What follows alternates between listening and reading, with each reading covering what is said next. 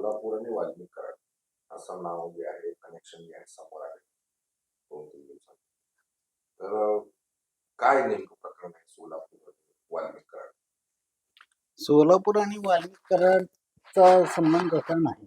सोलापूर आणि वाल्मिक कराडचा मुलगा सुशील कराड याचा मधला हा संबंध आहे. यात हकीकत अशी आहे की सोलापूर येथील पीडित महिला, तिचा पती व तिची 2 लहान मुलं हे परळी येथे राहण्यास होते. ते तेथे राहत असताना तिचा पती हा सुशील कराड यांच्या ट्रेडर्समध्ये कामास होता. तेथे काम करीत असताना त्यांनी 2 बल्कर, 2 कार, 2 गाड्या आणि घर जागा खरेदी केली. ते दोन्ही बल्कर हे भाड्याने देत होते, दोन्ही कार देखील भाड्याने देत होते आणि ह्या कार आणि बल्कर हे त्याने लोनवरती 0% लोनवरती काढलेले होते आणि त्याचे हप्ते तो त्याच्या येणाऱ्या मिळकतीतून नवरा पती-पत्नी हे भरत होते. मग ही बाब सुशील कराडला वाटलं की हा एवढे पैसे कसं काय कमवतो, म्हणून त्याने जी पीडित महिला आहे तिच्या पतीला विचारणा केली की हे पैसे तू कसा आणला, एवढं तू कसं काय कमवला, म्हणून त्यास मारहाण वगैरे केली. मारहाण वगैरे करून त्याने त्याच्या दोन्ही गाड्या, दोन्ही बल्कर, दोन्ही कार, 2 दुचाकी गाड्या ह्या मागवून घेऊन त्याच्याकडे ठेवून घेतल्या. तसेच गाडीची कागदपत्रे पण ठेवून घेतली.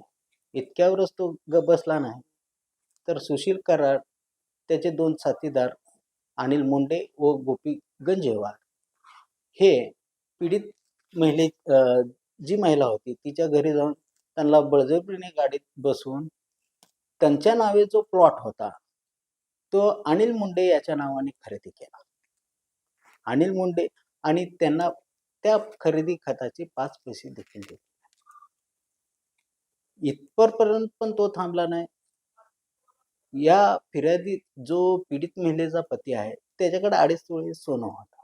ते सोनं त्यांनी परळी येथील सोनार टाक याच्याकडे विकले. सोनार टाक म्हणून आहे त्याच्याकडे विकले आणि त्या विक्रीतून आलेले पैसे हे सुशील कराडने स्वतःकडे ठेवले आणि कायम रिव्हॉल्वरचा धाक, कायम मारहाण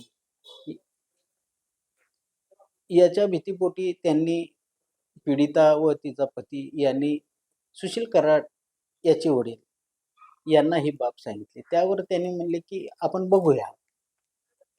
मग या भीतीपोटी व जीविताच्या भीतीपोटी पीडित महिला, तिचं संपूर्ण कुटुंब हे सोलापूरला आल्यावर देखील सुशील कराड व त्याचे 2 साथीदार हे पीडित महिलेस अर्वाच्य भाषेत शिवीगाळ करणे, अश्लील बोलणे असे प्रकार चालू आहेत. त्यानंतर पीडित महिलेने MIDC पोलीस ठाणे येथे लेखी तक्रार दिली. ती पोलिसांनी घेतली नाही. त्यावर पीडित महिला ही CP ऑफिस सोलापूर येथे गेली. तेथे देखील CP ऑफिस सोलापूर यांनी तिच्या तक्रारी अर्जाची कोणतीही दखल घेतली.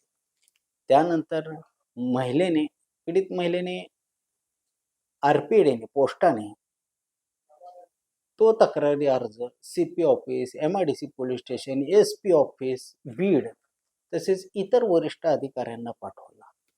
तरी देखील त्यांनी कोणतीही दखल घेतली. या दखल घेतली नसल्यामुळे व तसे सांगायचं राहून गेलं की तिची लहान जी मुलगी होती पीडितेची, हिला देखील ह्या सुशील कराड याने मारहाण केली.